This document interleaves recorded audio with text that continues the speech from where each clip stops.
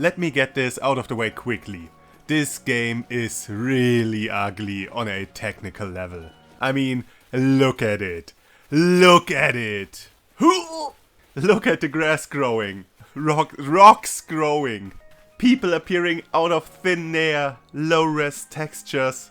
Cuboid shaped trees. And the frame rate is still shit. Come on, how is this acceptable?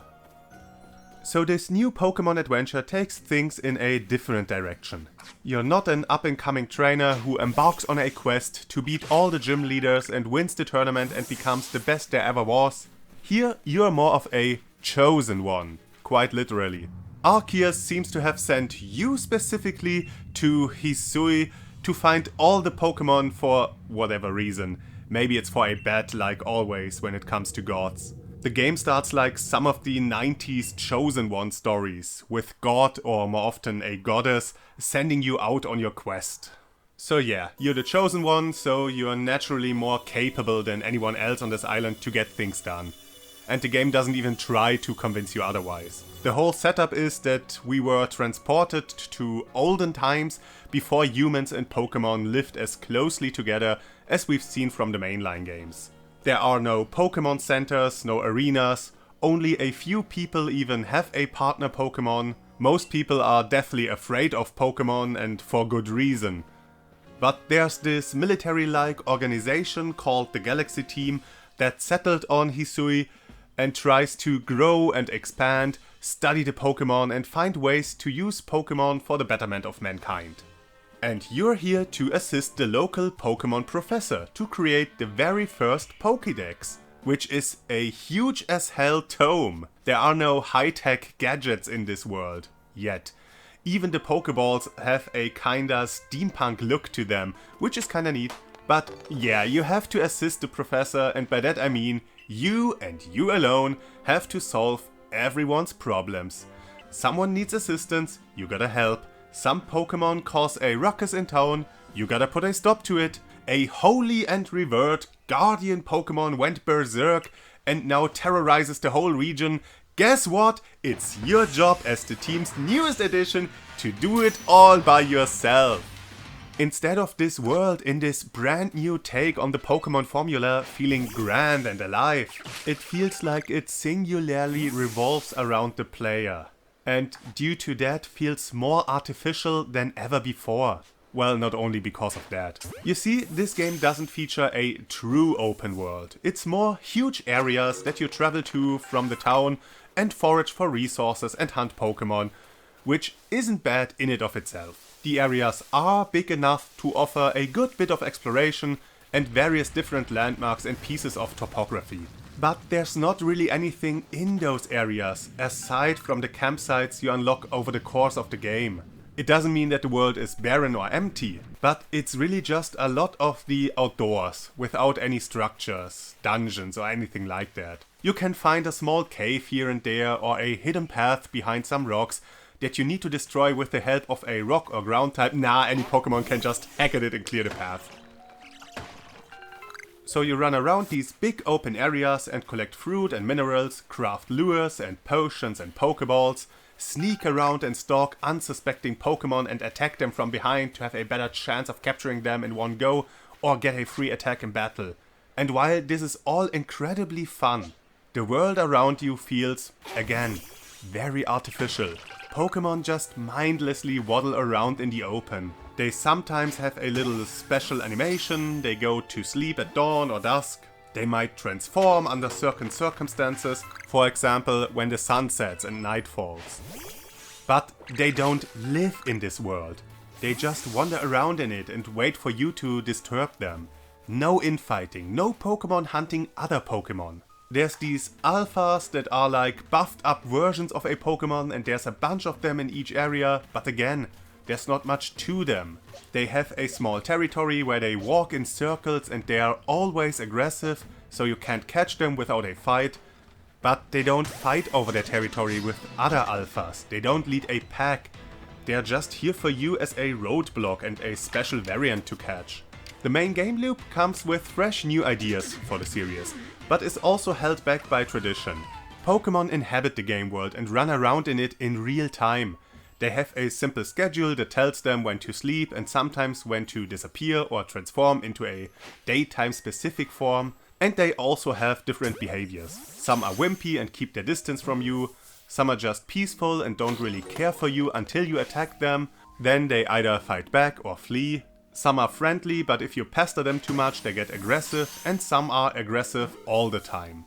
You can sneak around to be less noticeable, and you can even hide in high grass to be invisible for all intents and purposes.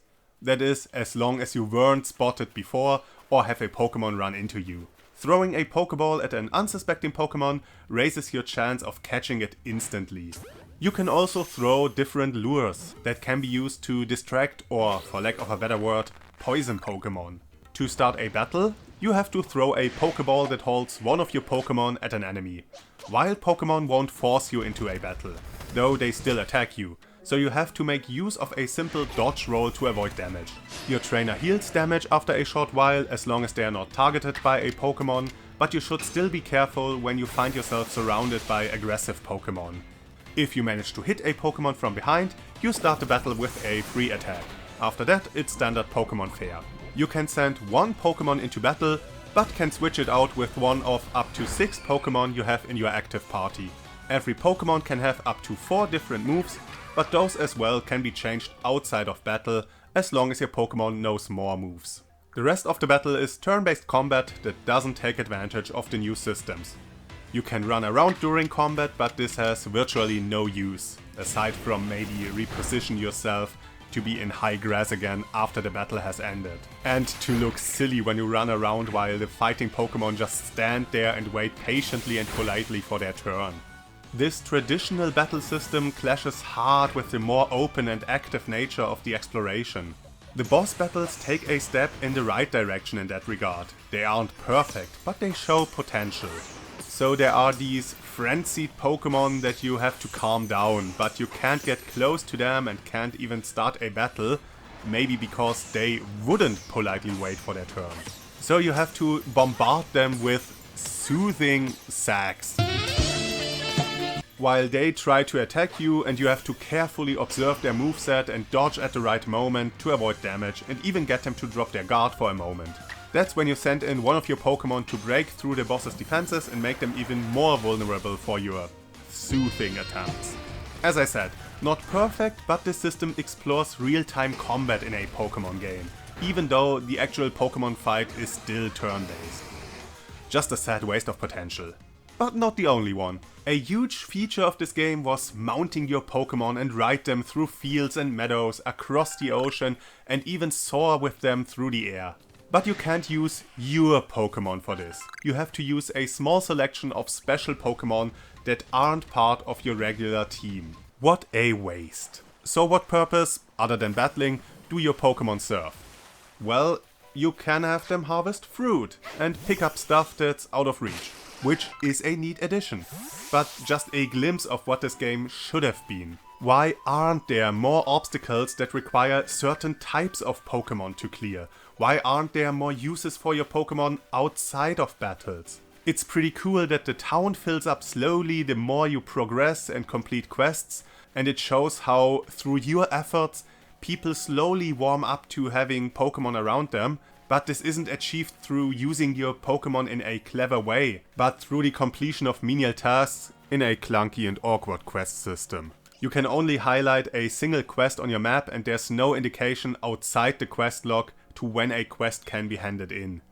There is a marker over NPCs' heads when they have a new quest for you, but not when you can hand it in. And it's hard to find every quest giver, because sometimes they just disappear after giving you a quest, and in the quest log or on the blackboard, only their name is mentioned. Maybe the devs thought that you would familiarize yourself with the town, but everything in here is bland and boring and everything looks the same, and that goes for many of the NPCs as well. And while you do need to use your Pokémon to complete many of the quests, you don't use them in a creative way. You just show or give one of your Pokémon to an NPC, and if it counts towards the quest, you succeeded. The game could have had you use your Pokémon's abilities to help with construction or farming. This could even have been a method of training for the selected Pokemon. But nah, just get out there, capture the correct Pokemon and hand it over. The town could have played a major role in the game, but as it stands, it's just a background for your shopping activities. You can buy potions and Pokeballs, but since you get showered in resources every time you venture into the wild and can craft everything you need, you'll never have a need to buy anything. Crafting recipes are unlocked by acquiring new ranks through filling up your Pokédex, but can also be acquired from merchants or unlocked through some side quests. There is a dojo in town to teach your Pokemon new moves or have them master moves they already know, which is a neat risk-reward system where you can make existing moves either stronger or quicker, which also makes them more expensive to use in battle, and might come with other short-term drawbacks. You can even buy new outfits in town and visit the hairdresser, and even that the game managed to fuck up. After the excruciatingly long and slow tutorial, you'll get a change of clothes and this head scarf that is equipped automatically. But it is not an item but its own hairstyle, so you can't equip anything else on your head. Not even the cute masks you get from having a save file of Let's Go Pikachu or Evoli on your system. You have to first change your hairstyle back for 500 Pokédollars, which isn't much later in the game, but can eat into your resources early in the game. It's also suboptimal that you don't get a preview of how some of the accessories look before you equip them. My biggest issue with the game is that it slowly drip feeds you the mechanics, which would be fine in a traditional Pokemon game, but here it only reminds you about the things you can't do yet.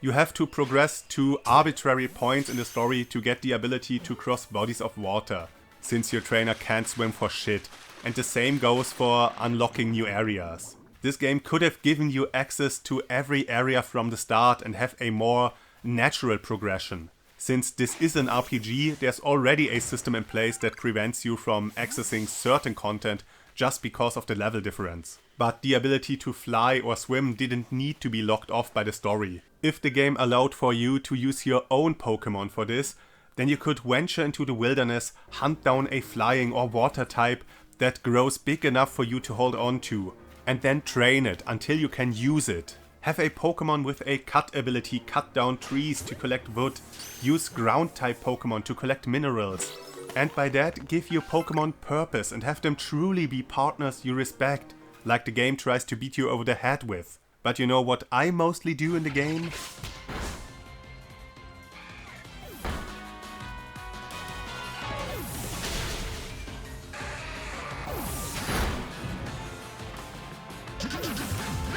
The game is a lot of fun, but also a lot of wasted potential.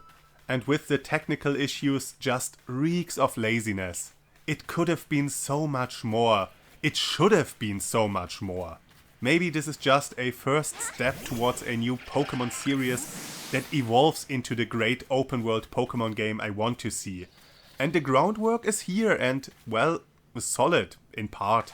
But it's not really that must-have that I thought it would be. Maybe for the most hardcore of the hardcore fans. Make of that what you want. And of course, have a great day. That's it from Rady, and I hope to see you again on the next game.